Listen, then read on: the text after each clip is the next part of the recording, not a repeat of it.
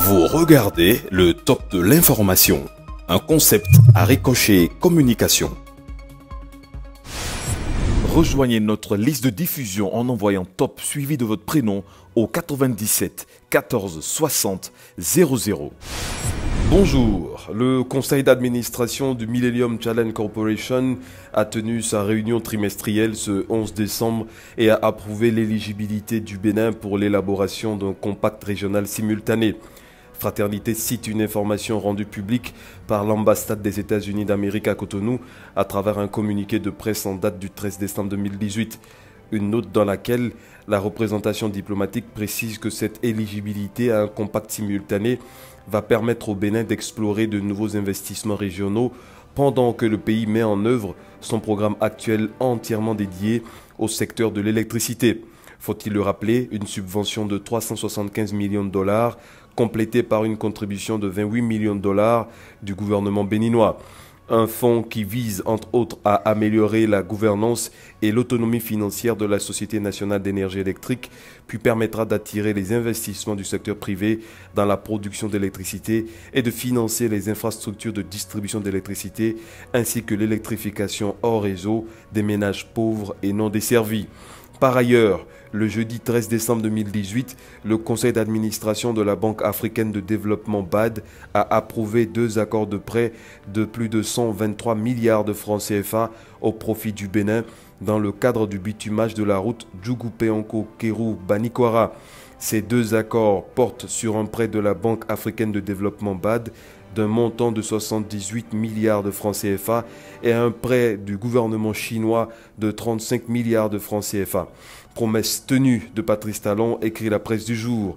Un exploit historique pour ce bassin cotonnier, resté trop longtemps inaccessible, commente le matinal, et dont le démarrage des travaux est prévu pour le second semestre de l'année 2019, rapporte La Nation. Des actions du gouvernement du président de la République Patrice Talon dont les opposants s'affirment de plus en plus à la veille des prochaines élections.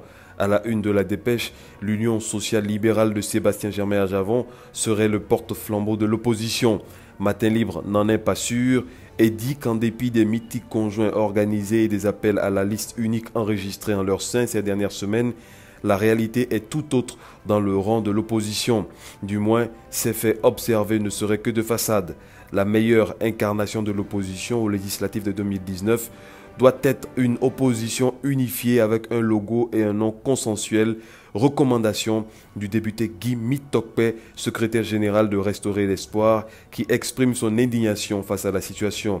Yahi Boni, qui est le leader charismatique des forces Cori pour un Bénin émergent, et Sébastien Germain-Ajavon, figure de proue de l'USL, doivent pouvoir s'accorder sur un gentleman agreement. L'opposition éprouvée également par l'interpellation au cours du week-end dernier en Espagne de Komi Kuche, ancien ministre de l'économie et des finances de Boni Yahi. L'événement précis évoque un rebondissement dans le dossier de gestion du Fonds national de la microfinance pour lequel l'ex-argentier national serait convoqué à la criette dès mardi. On en serait bien loin, selon le Béninois libéré, compte tenu des nouveaux développements dans cette affaire.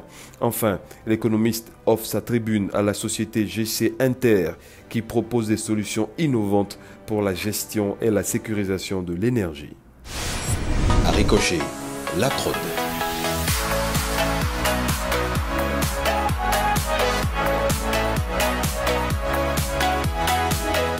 Vous êtes graphiste, vous êtes monteur, vous êtes ingénieur, vous êtes architecte.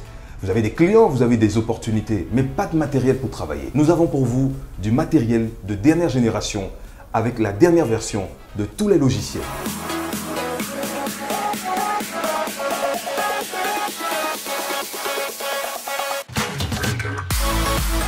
Nous sommes à Cotonou, au quartier Sikekoji, en face de l'ex-Papagalo.